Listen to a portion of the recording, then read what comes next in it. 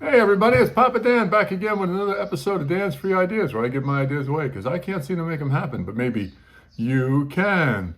First things first, I want to apologize for how intermittent my broadcasts are. I'm doing these part-time. I don't look at this as like a career or anything. I'm just doing it for the fun of it. But anyway, so I will try to be more consistent. I think I'm going to try to publish on Wednesdays. I might have said that in the past, but we'll give it a try. Anyway, so this week's topic is my favorite sport. Hey, ice hockey. So for the two of you who are still listening, this is from Giles of Gloucester. I think it looks backwards up there, but I don't know how it comes out in the video. Anyway, no longer there. Sporting goods store, Army Navy as they used to call them. Anyway, I want to talk about hockey for a little bit. A couple of things. It's gotten better, but hockey has some of the sparsest statistics available. And one of the ones that's the most egregious offender is the idea of shots on goal. I noticed that they're getting better, a little bit better on the broadcast lately, but still, shots on goal is really one of the worst statistics in sports because it doesn't really reflect what's going on. A shot on goal only counts if the goaltender had not been there would the puck have gone in. So a shot over the crossbar, if he gloves it, doesn't count for anything. It's like you never had a shot faced. So my proposal is that they change the statistic and make it shots faced, or in the case of the team that's taking the shots, shots taken, then shots handled, and then shots on goal. So you could have a game where a guy faces 100 shots, handles 25 or 30 of them, and 15 or 20 are on goal. That better reflects what actually went on during the game than just shots on goal. Ignore. It's like in baseball, if they only counted strikes for pitchers. So I think that's a statistic that could be improved upon. Next statistic is time per shift. They're doing time on ice, TOI. You'll see that during games. But it would be more significant to show time per shift because hockey players are generally on the ice for less than a minute. That's how strenuous the game is. And I think it would better reflect that aspect of the game if they gave you the statistic for time on ice and then time per shift as well. Another statistic would be the time in each zone, offensive zone, defensive zone, to give you a better idea of the overall amount of play, sustained play in one end, things like that. Another idea is that for a change, people always say it's very hard to see the puck. So the puck looks very small this way, but it looks a lot bigger this way. Why not do one period, let's say the second period, with the primary camera angle being overhead? I know it's a bit weird because you want to have the people at home get the feeling that they're at the game, so they always put the camera in with the crowd so you have a lower level view.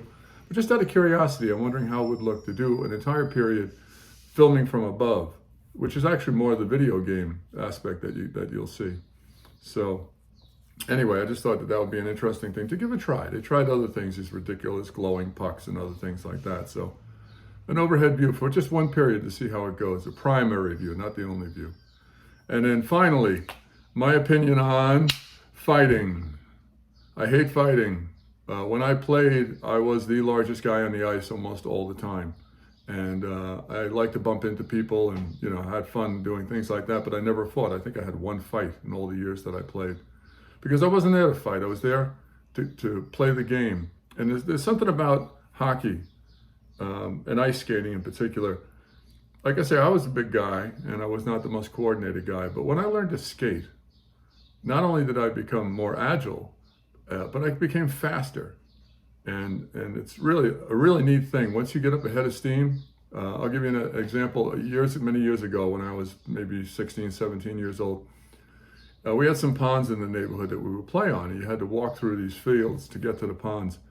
And I remember very clearly one day in particular, Saturday morning, wintertime, walking through snow-covered hills with the stick over my shoulder and the skates hanging from the stick. And I was thinking to myself, this is like a Norman Rockwell painting, And I got to the pond, played all day long, and then nighttime comes and the place starts to get dark and people are leaving.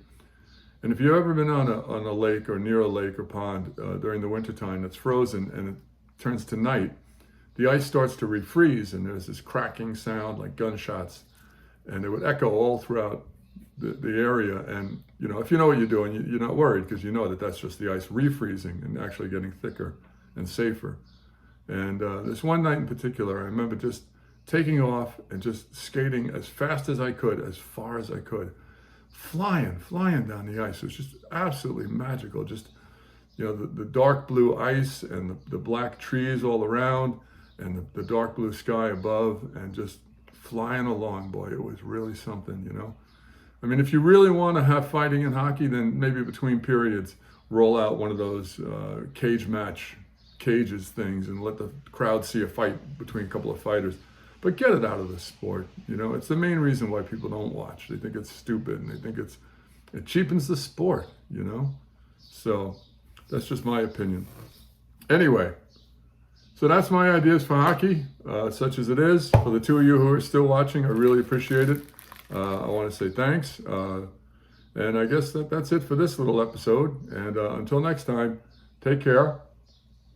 Tune in again. I give away another one of my ideas. This is Papa Dan saying so long till next time. Be well, be happy, be good to each other. Take care. Bye-bye.